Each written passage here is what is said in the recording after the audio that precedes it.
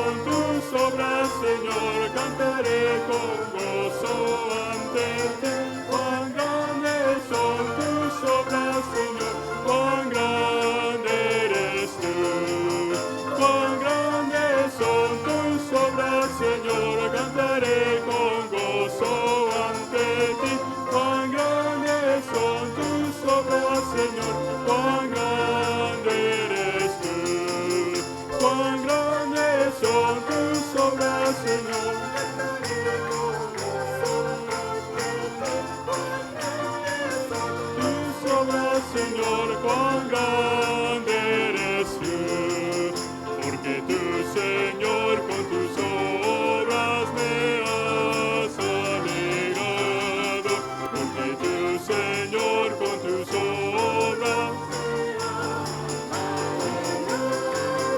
Cuán grandes son tus obras, Señor, cantaré con gozo ante ti. Cuán grandes son tus obras, Señor, cuán grande eres tú. Cantaré, danzaré, me gozaré en el Señor mi Dios.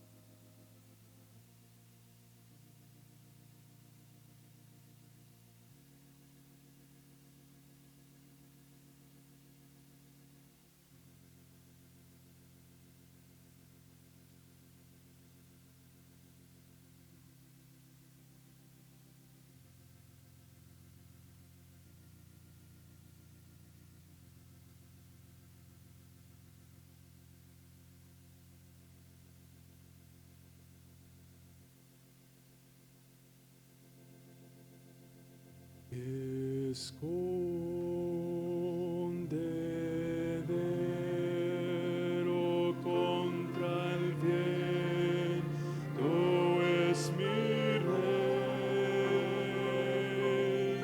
como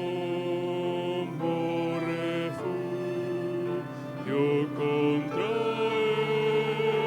el turbio, como arroyos de agua en el sequedal, sea vista tu gloria en esta hora final, sea manifiesta la grandeza de tu poder. Escondedero contra el viento es mi rey, como refugio contra el turbio, como arroyos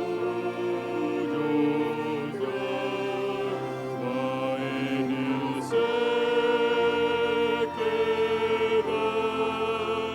sea vista tu gloria esta hora final, sea manifiesta la grandeza de tu poder, sea vista tu gloria esta hora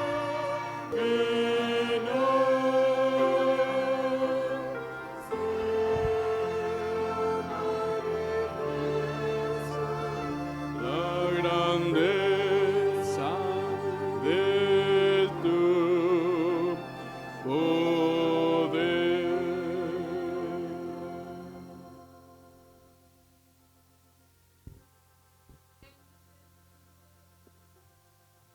El tiempo se levantará Miguel, el príncipe, el gran príncipe que está de parte de tu pueblo.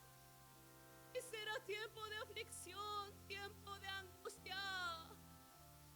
Oh, pero tu pueblo será libertado. Tu pueblo será libertado y todos los que estén escritos en el libro. Oh, fueron tus palabras a Daniel. Señor, estamos en estos días gloriosos de aflicción, de angustia, de oscuridad. Oh, pero la libertad viene. La libertad viene. El gozo eterno viene. El gozo eterno viene. Queremos ser parte de los que están escritos en el libro de la vida, de los que están sellados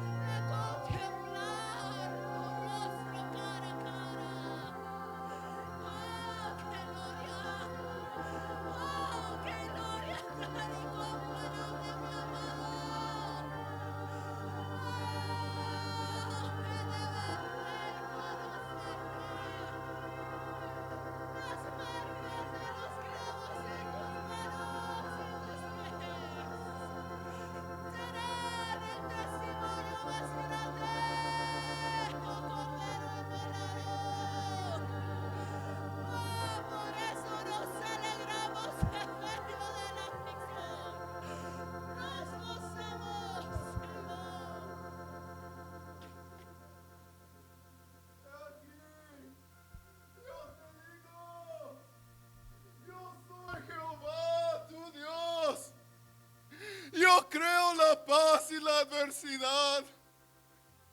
Yo creo la luz y las tinieblas. Yo creo la sanidad y la enfermedad, las riquezas y la pobreza, la injusticia y la justicia. Yo estoy en todo. Yo lo creo todo.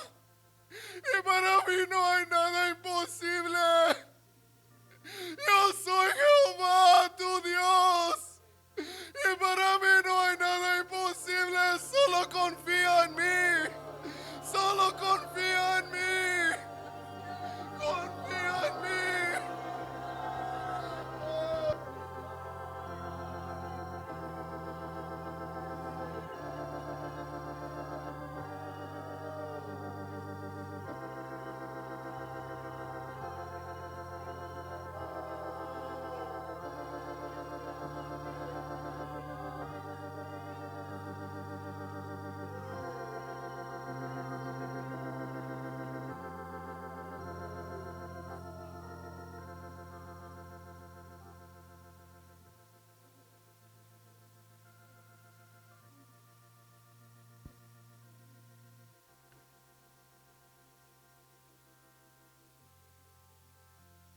Muéstranos, Señor, una vez más tu poder.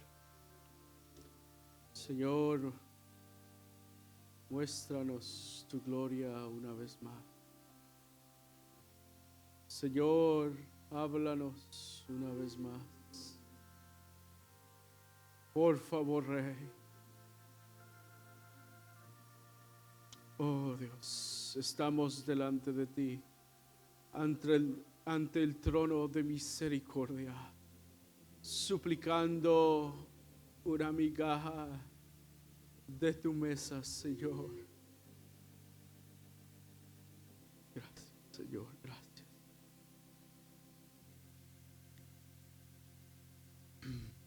Pueden sentarse, hermanos.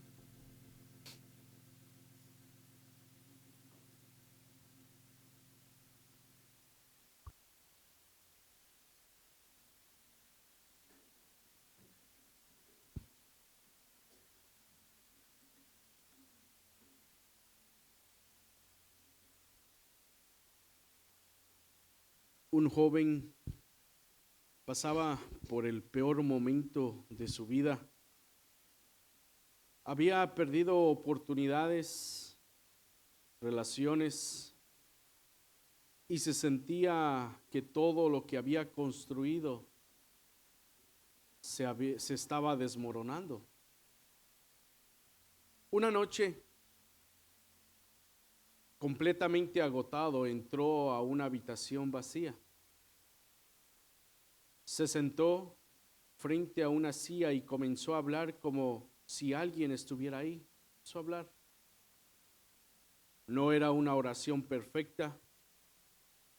No eran palabras elegantes. Solo dijo: ya no tengo fuerzas. Si tú no me ayudas, oh Dios,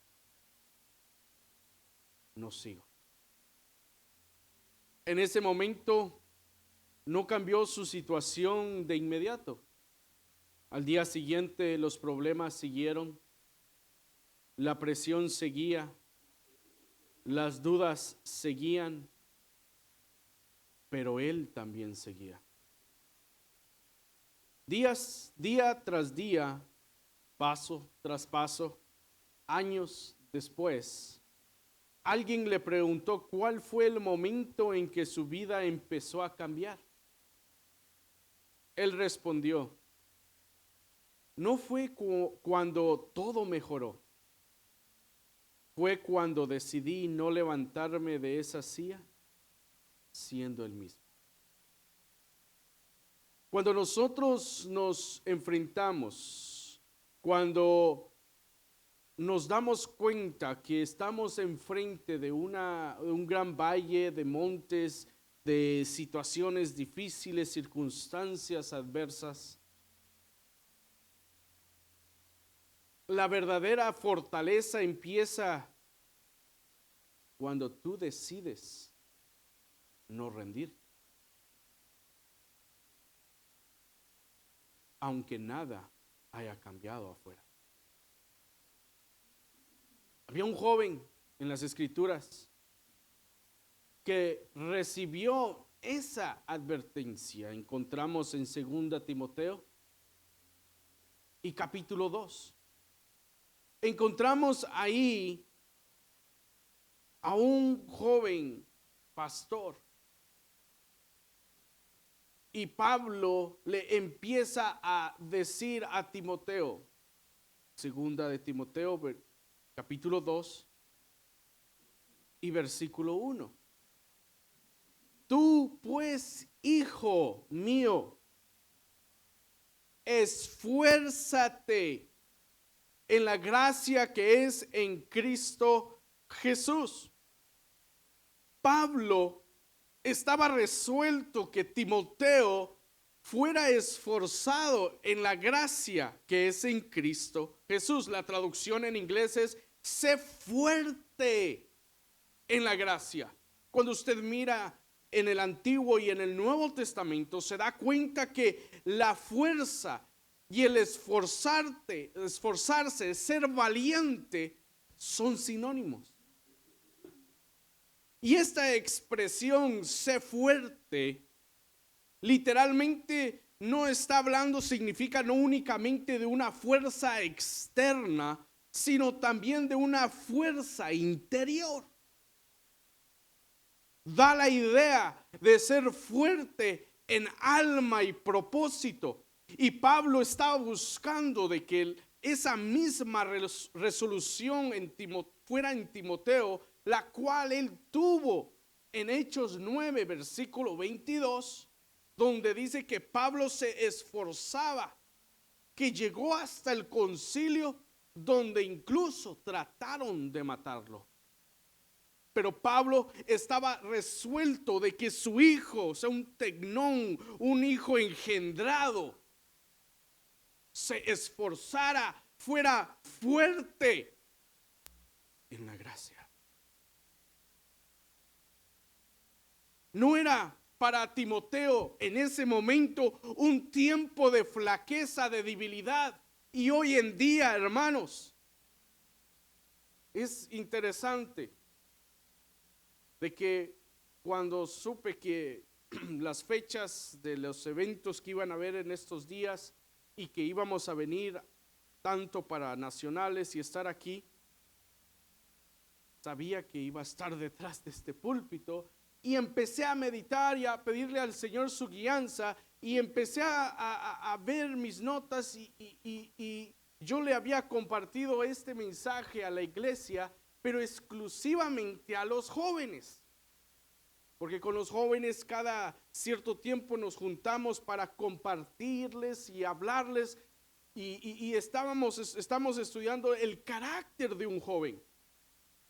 Y al ver en 1 Samuel 16 encontramos de que David tenía muchas características siendo él un joven, y entre esas dice que él era un muchacho valiente.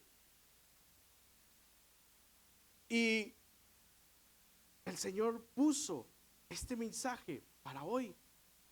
Y al estar oyendo lo que el Señor está haciendo en medio de ustedes,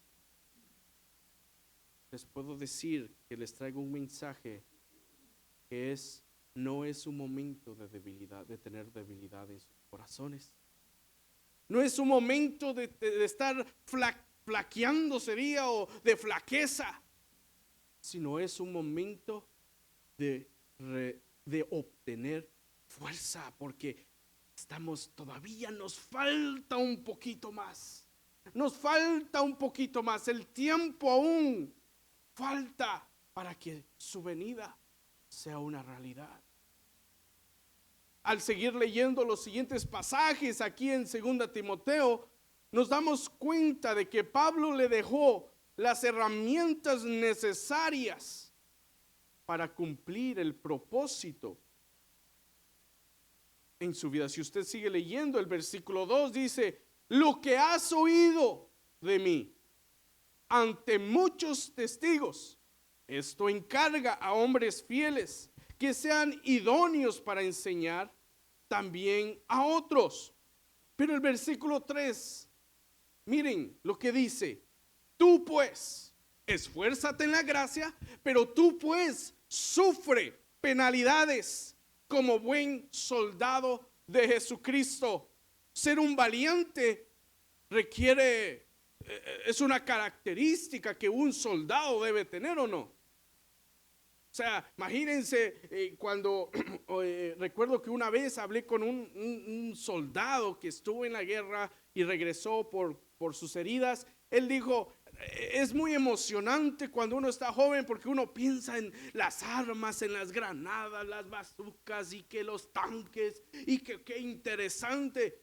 Pero ya estar ahí con todo eso y recibir lo que uno está enviando también es otra cosa. Y nosotros estamos también en una guerra espiritual en estos momentos. Por eso Pablo le dice: sé fuerte, no solo exteriormente, sino espiritualmente. Y sufre las penalidades como buen soldado. ¿Cómo nos esforzamos? ¿Y en qué debemos ser valientes, fuertes? Miren lo que dice Josué. Josué capítulo 1.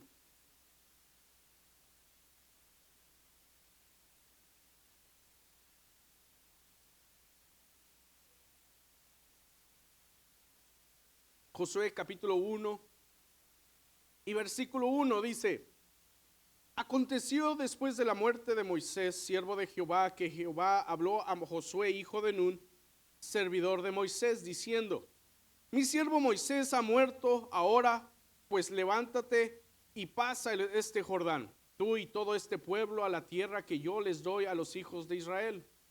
Yo os he entregado, como lo había dicho a Moisés, todo lugar que pisare la planta de vuestro pie, desde el desierto y el Líbano hasta el gran río Éufrates, toda la tierra de los heteos hasta el gran mar donde se pone el sol será vuestro territorio.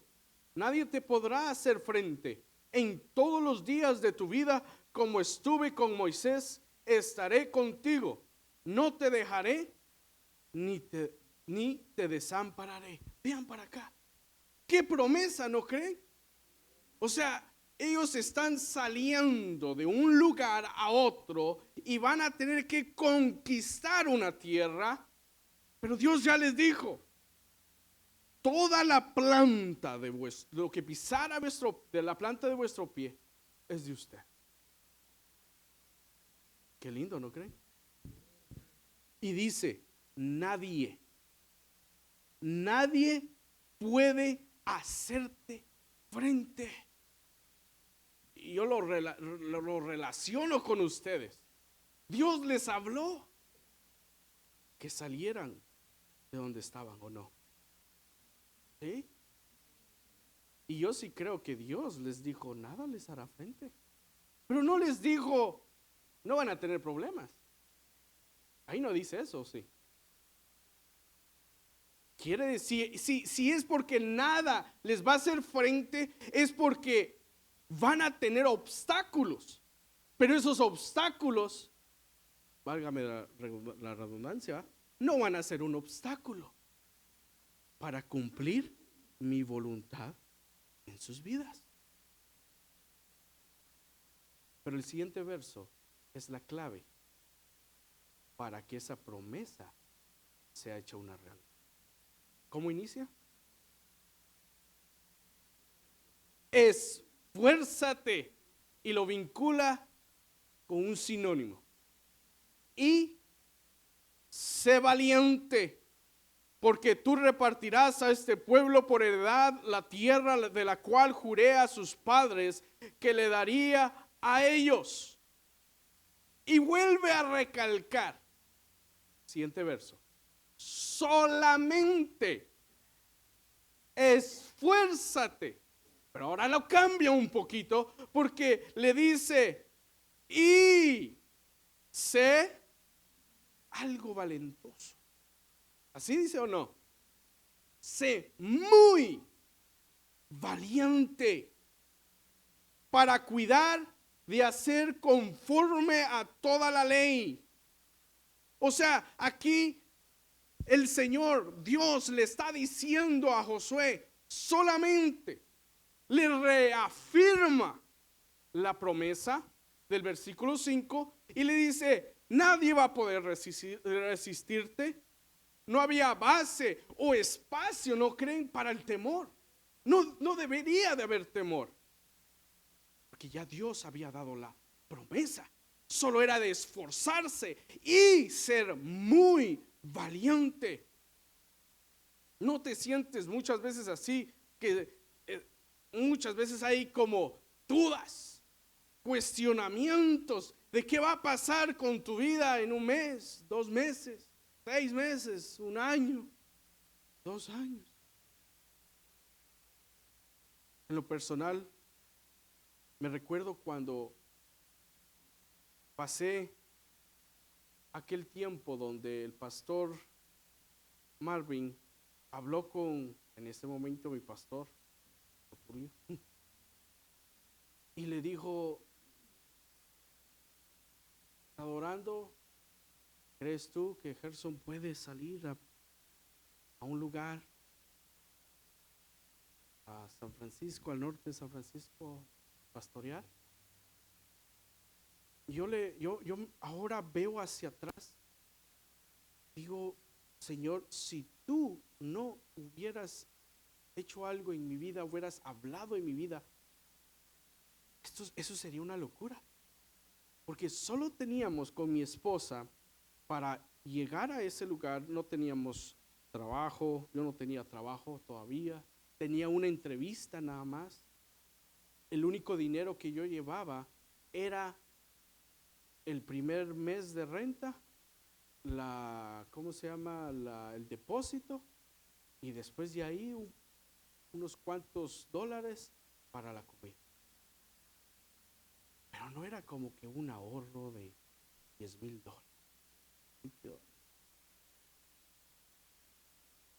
Yo no voy hacia atrás y qué locura. Porque solo cambiarse por cambiar. Pero no se me olvida esa experiencia, no sé si alguna vez se las he contado, donde yo entré al baño de ese apartamento, y en ese había un closet grande que incluso ahí metíamos el corral de las nenas, y así era algo grandecito, y yo me recosté sobre el zinc del lavamanos. Yo le dije, Señor, tengo miedo. Y en ese momento alcé mis ojos y vi ahí habían cajas dentro del closet, y miré a alguien sentado, una sombra de alguien sentado, y yo me espanté, que entré a ver quién se había metido. Pensé que había sido hermano Rudy, porque él nos ayudó, recuerdo esa vez. Y yo dije, ay, y entré, y que si era el Señor el que estaba. Yo caí de rodillas en ese momento, y el Señor me dijo, no te preocupes, yo estoy aquí. Y cada vez que viene un problema a nuestras vidas, tenemos situaciones con la iglesia, me recuerdo de ese momento y digo, Señor, tú ya dijiste que nada podrá hacerme. Solo necesito esforzarme, ser muy valiente. Y el Señor le dice, solamente esfuérzate y sé muy valiente para cuidar de hacer conforme a toda la Torá, la ley que mi siervo Moisés te mandó. No te apartes de ella, ni a siniestra, ni a diestra, para que seas prosperado en todas las cosas que emprendas. ¿Cuántas cosas ustedes han emprendido, hermanos, aquí? Muchas. Están en medio de una muy grande. Pero el Señor dice, esfuérzate, muy bien, pero no como dice Pablo, dar golpes al aire, ¿verdad? Salir corriendo, ¿verdad? A donde sea. No, dice, esfuérzate en lo que Dios te ha dicho que hagas y no te apartes a diestra o siniestra si la visión es construir. Bueno, Señor, no aguanto, no me voy a esforzar y no me voy a desviar ni a diestra ni a siniestra. Voy a avanzar.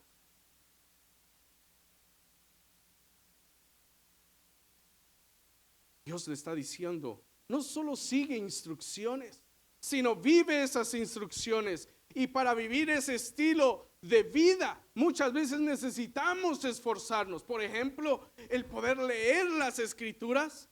Ay, me tocó trabajar tarde y leer. Ay, hacer el devocional. Ay, no, es que qué cansado. Ay, no, memorizar la palabra. Ay, qué cansado. Uno se debe esforzar. Otra vez ir a poner más trozas. No. Esforzarse, ser muy valiente y no apartarse a diestra o a siniestra. Esa palabra esforzarse en el hebreo es atrapar, agarrar, ser fuerte, valiente, fortalecer, ayudar, atar, ligar, restringir, conquistar. Un diccionario pone esta palabra como ser fuerte, o sea, tener la habilidad de lograr lo que se pretende. Imagínense, es tratar, implica más bien que se necesita también un elemento de determinación. Señor, estoy determinado porque esto es lo que tú me dijiste que hiciera. Por lo tanto voy a ver, Señor, que me des la fuerza, voy a esforzarme para tener la habilidad de lograr lo que tú ya me dijiste y no me voy a apartar a diestra o a siniestra. Si Dios te ha encomendado algo, tú debes caminar fielmente en las instrucciones de Dios, que son el medio por el cual tú lograrás las promesas de Dios. Por eso muchos cristianos hoy en día no logran nada en la vida, o sea, en el Señor, porque se han desviado del camino. Necesitas ser atrapado por los caminos de Dios. Necesitas agarrar el camino de Dios y no soltar esas promesas. Pero el Señor todavía le dice algo más a Josué en el versículo 8. Nunca se aparte de tu boca este libro de la ley, sino que de día y de noche meditarás en él, para que guardes y hagas conforme a todo lo que en él está escrito, porque entonces harás, ¿qué dice? Prosperar tu camino y todo te va a salir más o menos. No, todo te saldrá bien. Dios le dice a Josué que debe deleitarse en meditar en las instrucciones de la ley de Dios. Para muchos cristianos esto no existe en sus mentes porque están pensando únicamente en las circunstancias, en los momentos que están viviendo, pero se olvidan de lo que la ley dice, de lo que su palabra dice. El Salmo 1 lo dice muy claro, ¿no? Me gusta la traducción de la NIV porque lo pone como, sino que en la ley del Señor se deleita y de día y de noche medita en ella. Un cristiano verdadero debe encontrar su deleite en la palabra. La palabra delicia significa placer, cosa valiosa, deseo. Y esta palabra se utiliza de una forma en que una persona encuentra un encanto placentero, perteneciente a un cariño o afecto por una experiencia o por algo. Oh Señor, dame ese cariño, ese placer, ese encanto de tu presencia, de tu palabra. El que se deleita en la ley del Señor, en aquel que encuentra placer, encuentra un encanto, un afecto. Y Dios le está diciendo a Josué: esfuérzate en encontrar ese placer en mi ley. Deberíamos, hermanos, alegrarnos y encontrar placer en esa palabra. Deberíamos de ser personas que aman su ley, sus caminos. Debe ser un gozo, no una carga, sino aprender de ella y vivirla. Spurgeon dijo: la instrucción del Señor es el pan diario del verdadero creyente. La instrucción del Señor es el pan diario del verdadero creyente. El cristiano se deleita de día y de noche. Esa palabra meditar significa murmurar. En eso deberíamos de estar murmurando, ¿verdad? Murmurar. Un diccionario, otro diccionario lo pone como reflexionar sobre algo al hablarlo consigo mismo. Debes reflexionar, sopesar las escrituras cuidadosamente. Por eso Dios le dice a Josué: nunca se aparte de tu boca este libro de la ley. Por eso la bendición, ¿no creen?, del concurso bíblico. Porque se convierte en una experiencia, como oía mi papá me comentaba de lo que él compartió allá en la final. Tener una experiencia. Y hasta que nosotros tengamos una experiencia con la palabra, va a haber un placer, un deleite. Quiero hacerles unas preguntas. ¿En qué pienso cuando sueño despierto? Que cuando voy en el carro o de paseo, ¿qué pienso? ¿En qué medito? ¿Qué viene a la mente y llena mi corazón cuando sobreviene la tragedia y llega la decepción? En un día de 24 horas, una semana de 10.080 minutos y en un mes de 2.592.000 segundos, ¿cuánto tiempo dedico a memorizar y meditar en sus caminos?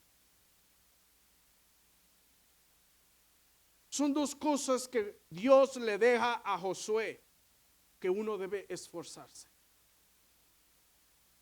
Y ahí tú vas a encontrar la solución para lo que estás viviendo.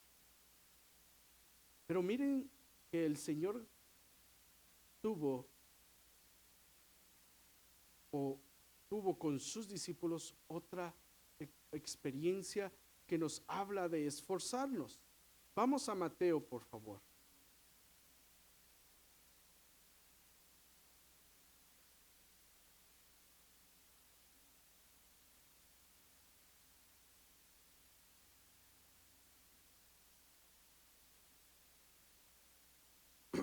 Mateo capítulo 14.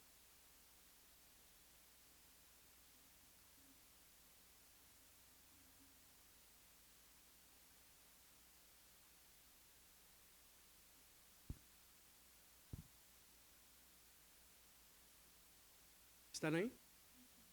Dice el versículo 22. Enseguida Jesús hizo a sus discípulos entrar en el barca e ir delante de él a la otra ribera, entre tanto que él despedía a la multitud. Una pregunta. Cuando usted lee este versículo y dice, enseguida Jesús hizo que sus discípulos entraran en la barca, ¿qué idea le da a usted?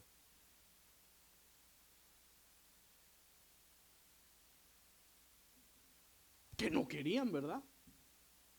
sea, si alguien estuviera hablando, si alguien lo hace entrar a un lugar, usted estaría hablando con otro. No, pues a mí me hicieron entrar acá. ¿Qué está queriendo decir? Si por mí fuera, yo no estaría acá, yo estaría allá, ¿verdad? Sigamos leyendo. Después les voy a decir por qué es importante esto. Despedida la multitud, subió al monte a orar aparte. Y cuando llegó la noche, estaba allí solo. Y ya la barca estaba en medio del mar, azotada por las olas, porque el viento era contrario. Miren para acá un momento. Analicemos un poquito estos versículos que estamos leyendo. Dice que ellos entraron en el barco, o no entraron, Jesús los hizo entrar en el barco. Y dice que una tormenta azotaba, dice, con olas el barco. Y el viento era contrario, o sea, todo lo tenían en contra, ¿verdad? El viento en sus caras. Nosotros tuvimos una experiencia con la iglesia que fuimos a ver unas ballenas ahí en un lugar ahí como a 1 hora y media, tal vez, de donde vivimos, donde está la iglesia. Y nos metimos todo el grupo en un barco. Creo que algunos tal vez se han subido a un barco. Pero ustedes ven que los barcos de hoy en día, está el barco y en medio hay un lugar para que uno esté sentadito ahí y no le pegue el viento, el agua y todo, ¿verdad? Tranquilo uno ahí. Mientras si usted sale y está en la orilla, va a ver las ballenas brincando ahí, uno está así, con agua en la cara. Pero no hay tormenta, no hay viento. En ese entonces las barcas no eran así. Era todo a descubierto, ¿no? Y imagínense, ya era de noche. Por eso Jesús los hizo, porque ellos eran hombres que sabían cómo era el mar. Y el Señor nos está diciendo, oye Pedro, decirle a Jesús que yo no sé, esas nubes tiran a tornado. O sea, ya, y según aquí dice que hay alerta. Y Jesús nos va cerca. Y estando ahí en medio, te lo dije, Pedro, que venía tormenta. Por eso no quería entrar. Y ahí estaban, dice, contra el viento. Dice que más a la cuarta vigilia, eso es entre las 3 y 6 de la mañana. Todo lo tenían en contra. Dice que en medio de todo eso había hasta confusión. Ellos estaban gritando de aquí para aquí, allá, no, tener cuidado y todo. Y estaban, imagínense la confusión, el desorden. Ya estaban cansados de remar, dice Marcos. Ya no aguantaban. Ya habían viajado, dice Juan, que habían viajado aproximadamente entre 20 a 30 estadios, como 3 millas. Y en eso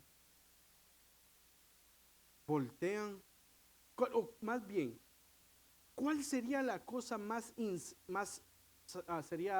inteligente, por decir así, si todo está en contra? ¿Cuál sería lo más fácil? ¿Qué habrá hecho usted? Dar la vuelta, ¿no? O sea, todo lo tenemos en contra. El viento, la lluvia está en nuestra cara, hay confusión, ya estamos cansados. Dar la vuelta. Pero aquí notamos cómo estos discípulos, a pesar de ser tan miedosos, podemos decirlo así, criticarlos, había obediencia en ellos. Porque Jesús les dijo, entren a la barca e ir delante de él, dice, al otro lado, ir delante al otro lado de la ribera, entre tanto que yo despido a la multitud. O sea, vayan del otro lado, mientras yo despido a la multitud. Era una palabra dada por el Señor. Ellos tenían que cumplir la voluntad de Dios. ¿Cuál era esa voluntad? Ir de otro lado de la ribera. pero había todo en contra.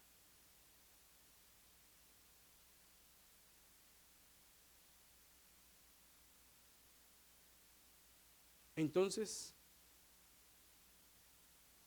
para que ellos tuvieran miedo, hermano, significaba que ellos sabían que podían morir en el mar. Ellos eran conocedores, como les decía hace rato, ellos eran conocedores del mar. Pero no se quedó ahí la cosa. En medio de todo ese terror, en medio de toda esa confusión, el viento, la lluvia, el mar y todo, a uno se le ocurre voltear a ver hacia allá. Y allá a lo lejos empieza a ver un bultito que está cada vez acercándose más y más y más. Y solo ve que empieza a ver que es una persona que está caminando sobre el agua. ¿Qué hubiera hecho? ¿No hubiera tenido aún más miedo? Yo solo me pongo a imaginarme ahí, yo. Y dice Marcos 6, versículo 48, dice. Y viéndoles remar, se da cuenta, o sea, este hombre, obviamente ustedes saben que era Jesús, empieza a caminar y ellos están ahí remando. Y dice que Jesús, viéndoles, está hablando de Jesús, viéndoles remar con gran fatiga, porque el viento les era contrario, cerca de la cuarta vigilia de la noche, vino a ellos andando sobre el mar, o sea, caminando sobre el mar, y quería entrar a la barca. ¿Eso dice? No. Dice, y quería, ¿qué dice? Adelantárseles. O sea que Jesús, ¿qué tal? Y todos, óyeme, ayúdanos, ¿verdad? O sea, estaban espantados y Jesús quería adelantárseles, ganarles. En otras palabras, todavía se fue a orar. Se despidió a toda la multitud. Gracias, nos vemos el otro domingo. Dios te bendiga. Qué bueno verte. Gracias. Oh, otra vez verte. Bueno, Dios los bendiga. Ya están remando. Bueno, voy a subir. Al rato lo salgo. Y dice que ya estaba solo. O sea, ya había despedido. Y dice el versículo, en los versículos anteriores, dice que alimentó a 5,000 hombres. Imagínense cuánto tiempo duró para despedir a 5,000. Si ya con 60 uno se tarda un montón, ahora 5,000. Y eso solo estamos hablando de 5,000 hombres que se despiden así. Ahora se imaginan las mujeres. Ay, Jesús, si yo le contara mi situación, este hombre viera, y empieza. Otros 5,000 mujeres. Amor, ya es hora, mira la cola, todos los que todavía faltan. Ya Jesús despidió toda esa gente, se fue a orar, ya se había quedado solo y todavía los alcanzó y se le iba a dedicar todo el tiempo que ellos duraron remando. Ya eran las 3, entre 3 y 6 de la mañana.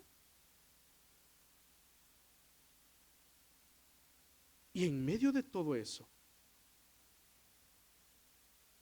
en el versículo 27 de Mateo 14, Jesús les dice algo. Ya Jesús les había dicho, vayan al otro lado de la ribera y espérenme ahí. Yo voy a despedir la multitud. Pero en ese momento, ya que Jesús se les quería adelantar, les dice, pero enseguida Jesús habló diciendo, tengan ánimo, ya mero llegan, síganle. Pero les dice 2 palabras claves ahí. Tened ánimo, yo soy. Para un judío, que alguien diga, yo soy, ¿es algo importante o no? ¿Por qué, hermano? Bueno, ¿quién fue el que dijo, diles cuando te pregunten quién te envió, yo soy el que soy. El yo soy me envió a vosotros. ¿De quién estoy hablando? De Moisés. En otras palabras, en ese momento de gran tormenta, en ese momento de tinieblas, en ese momento que todo está en contra, en ese momento donde había confusión, miedo, ya Jesús había dado la promesa, ellos estaban obedeciendo. Jesús vuelve a decirles: esfuércense en las pruebas, tengan ánimo, que yo soy. Y dice: no temáis, porque yo ya dije que si te esfuerzas en lo que yo ya dije, nada podrá hacerte frente. Y en eso se le ocurre a alguien decir: Señor, si eres tú, manda que yo vaya a ti sobre las aguas. ¿A quién se le ocurrió? ¿Ah? Pedro. Todos dirían: ¿qué Pedro este? ¿Cuál es el lugar más seguro? Honestamente, en medio de esa tormenta, ¿cuál es el lugar más seguro? La barca. Claro, estar dentro de la barca, por lo menos ahí no se hunde uno. Y en eso el Señor le dice: ven. Qué atrevido, ¿no creen? El único lugar era ahí. Y a Pedro se le ocurre salir de la barca para caminar sobre las aguas. Todo a su alrededor, todo el mundo que le rodeaba se estaba desmoronando. El viento le gritaba a los oídos y la barca se sacudía como un trozo de madera a la deriva, pero las olas embravecidas. Y eso es algo importante que no nos damos cuenta, hermanos, porque a Pedro se le ocurrió salir de la barca. Es un gran mensaje, hermanos, lo que Jesús les estaba dando a los discípulos. O sea, Jesús no estaba diciendo: ven, el poder que yo tengo de caminar sobre las aguas. No era solo un mensaje sobrenatural.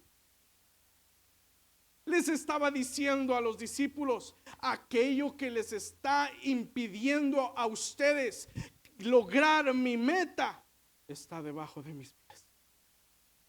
Yo estoy caminando sobre ellos. Y Pedro, ven para demostrarle a los discípulos, a los demás, de que esos mismos problemas también pueden estar debajo de tus pies. Todas las circunstancias con las que no podemos lidiar también están debajo de los pies de nuestro Señor Dios Todopoderoso. Pero ¿saben? Cuando salió de la barca, esos mismos problemas no se acabaron, porque siguieron. Pero esos mismos problemas, esas mismas circunstancias, Pedro pudo experimentar, vivir en fe. Y Jesús le dijo: ven. Y él dio el primer paso. Pero yo me imagino ese momento donde Pedro se agarra de la barca y así.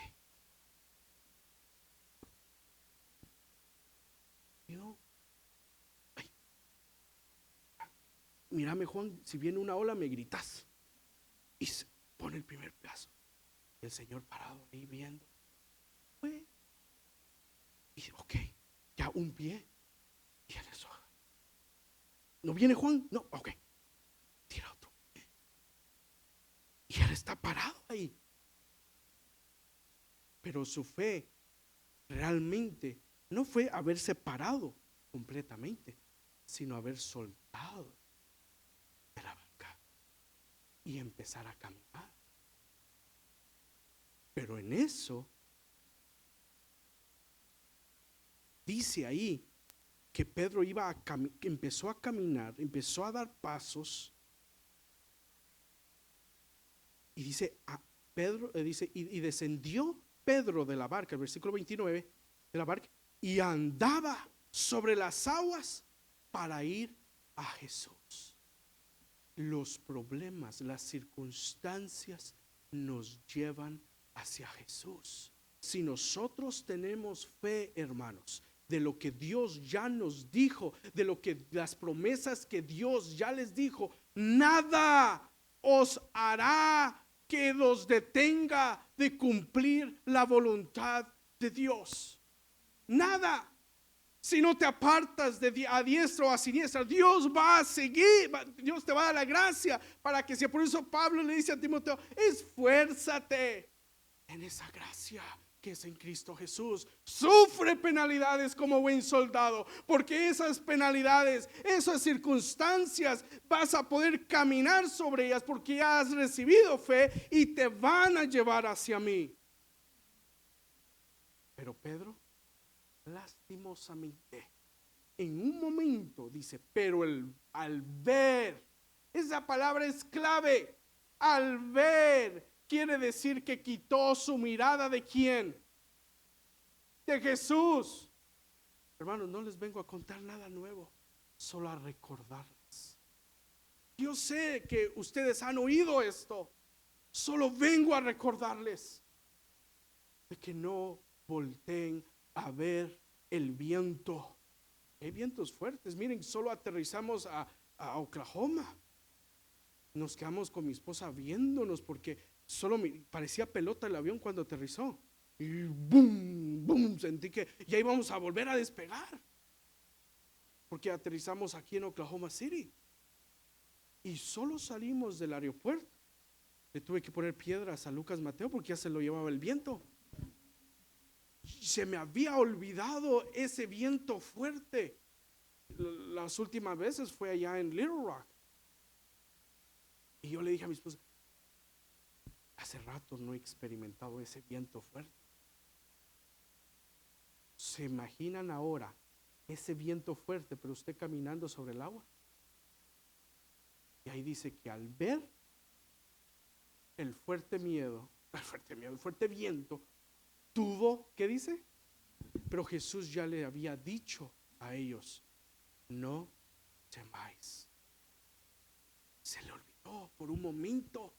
Se le olvidó por un momento. Tal vez ustedes ya han dicho, sí, Señor, perdóname, ya estoy caminando sobre estas circunstancias. Pero tal vez daron su mirada y empezaron a ver solo las circunstancias, los problemas. ¿Qué sucedió? Y comenzando, o sea, fue al instante, se comenzó a hundir. Tal vez te estás hundiendo, hermano, hermana, en esos problemas, pero el anhelo de Dios no es que te hundas, es que camines sobre ellas. Solo debes esforzarte en mirarlo a Él. Y Pedro se acordó, ¿qué estoy haciendo? Estoy mirando estas circunstancias. ¿Qué hizo? Dice que empezó a dar voces diciendo, Señor, ayúdame, ven y socórreme, Señor, te necesito, Señor. Saben, hermanos, hay dos tipos de personas en el cristianismo, en la iglesia hoy en día, cuando se enfrentan a situaciones difíciles, a situaciones cuando se están hundiendo. ¿Y saben en qué? Me puse a pensar en qué. Hay dos formas de saber qué tipo de cristianos somos. Y saben, es a través de un termómetro.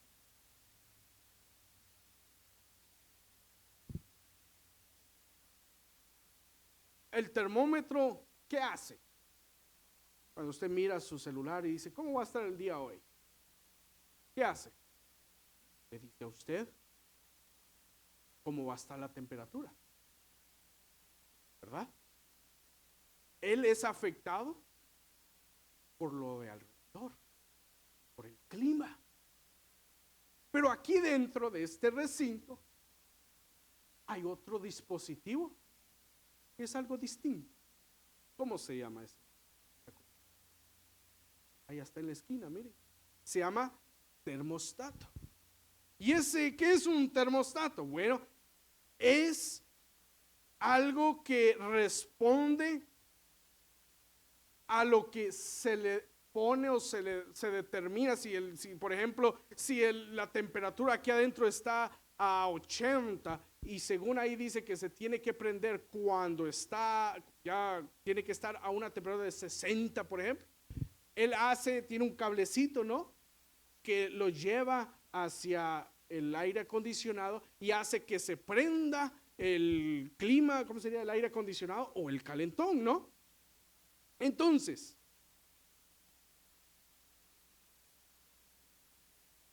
un termómetro nos dice la temperatura porque reacciona a la temperatura, pero el termostato controla la temperatura.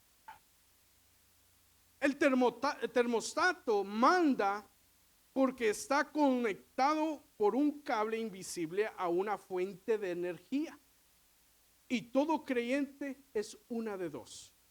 Puede ser un termómetro que sube y baja con cada cambio de circunstancia en la vida. Hoy estoy bajo. ¿Por qué? Porque el jefe no me quiso pagar. Hoy estoy así porque se me ponchó una llave. Hoy estoy así. ¿Por qué? Me aumentaron el sueldo. Es que hoy todo está bien. Voy a ahorrar. Ya tengo todos mis planes hechos. Dependiendo. Pero un termostato influenciado por los altibajos de la vida, pero triunfando instantáneamente sobre ellos, porque la fe lo une a una maravillosa fuente de poder. El termostato dice, esto está así, pero yo estoy conectado con mi Dios y Él me va a dar el poder, la fuente de energía para cambiar la situación en que estoy. No solo dice, no, voy a cambiar, voy a ver, Señor, no me puedo apartar aquí, allá, tengo que verte, Señor.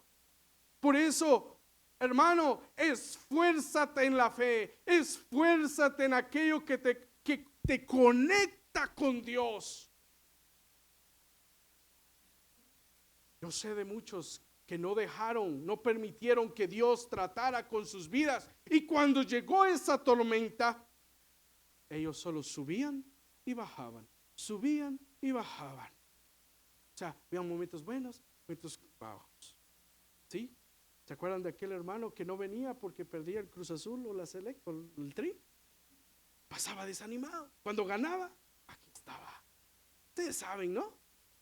Entonces, necesitamos caminar sobre el agua, sobre esas circunstancias. Pedro estaba haciendo lo que el Señor le dijo que hiciera, paso a paso. Estaba viviendo la vida de fe, caminando en obediencia, momento tras momento. Todo su mundo, sí, estaba alrededor desboronándose. Y algo que no lo hacía seguir su mirada al Señor, su fe.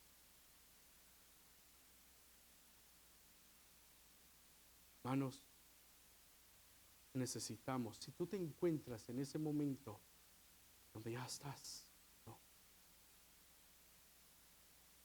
Que hoy tengamos esta experiencia de Mateo 14 y versículo 30. Al momento, o sea, Jesús no tardó, pero la clave fue que Pedro empezó a decir, sálvame, que me hundo, Señor, perdóname porque he dejado de verte y he visto las circunstancias. Y al momento, Jesús extendió la mano, asió de él y le dijo, hombre de poca fe. ¿Por qué dudas? La fe de Pedro era pequeña, pero era mejor que no tener fe, ¿o no creen? Pedro tuvo poca fe. Los demás no tuvieron fe. Él tuvo poquita. Pero fue una gran lección para Pedro y para nosotros. Y nos está diciendo, hombres de poca fe, ¿por qué estáis dudando de mi palabra? A Pedro se le había concedido una experiencia de vida victoriosa que a nadie más en la barca se le había dado. Una experiencia que él recordaría hasta el día de su muerte. Vivir una vida de fe, experimentar lo que es vivir eso, hermanos, es algo único. ¿Has vivido tú así alguna vez? ¿O has tenido una experiencia así? Hermanos, Dios nos hace pasar por esos momentos. Nos extiende la mano, nos saca de eso que nos está haciendo hundirnos. Y dice el versículo 32. Y cuando ellos subieron, Pedro y Jesús subieron en la barca, dice que se calmó el viento. Entonces los que estaban en la barca, y eso ya incluye a todos los discípulos, vinieron y le adoraron diciendo, verdaderamente eres hijo de Dios. Hermanos y hermanas, Dios los ha traído a este lugar, a estos territorios, con el único fin de que ustedes conozcan a Dios de una nueva forma, y el fin que ustedes reciban una nueva revelación del Hijo de Dios, que los va a sacar de esas circunstancias difíciles. Hemos hablado con mi esposa, yo amo estar aquí con ustedes. No tenía planes de salir tan rápido después de haberme casado. Tampoco fue mi esposa la que ya vámonos de aquí en ningún momento. Pero sí hemos hablado con ella de que si Dios no le hubiera puesto ese sentir al hermano Marlon, nosotros no hubiéramos crecido como hemos crecido. Y Dios ha tomado un camino para cada uno, los ha puesto en un camino con el único fin de que ustedes crezcan mejor de lo que ustedes estaban antes. Solo falta que no quiten su mirada del Dios Todopoderoso y Él les digan, tengan ánimo, yo soy, no temáis, que nada ni nadie os podrá hacer. Cantemos ese coro, Señor, tu fuerza es perfecta en mi debilidad. Señor, no quiero desaprovechar estos momentos, estas experiencias difíciles, porque ellos me van a llevar a estos precisos momentos. ¿Cuál es? Recordar que verdaderamente Jesús es el Hijo de Dios. Tener una nueva revelación de lo que Dios es.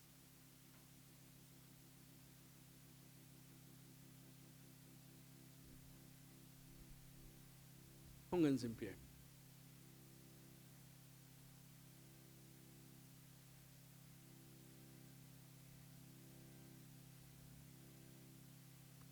¿No creen ustedes que cualquier tormenta que Él nos envíe valdrá la pena si nos lleva a sus pies?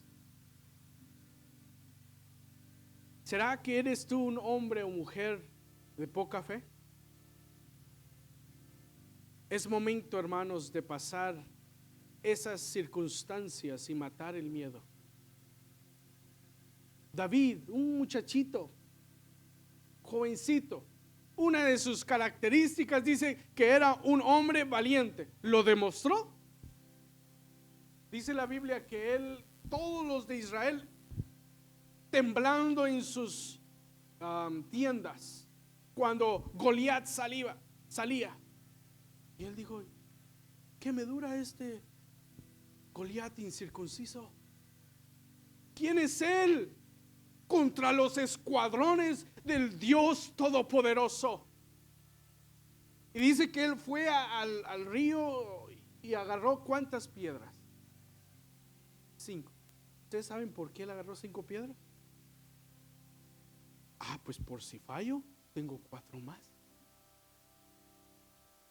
Si ustedes siguen viendo, dice que más adelante se dan cuenta de que Goliat tenía más hermanos. ¿Cuántos hermanos tenía?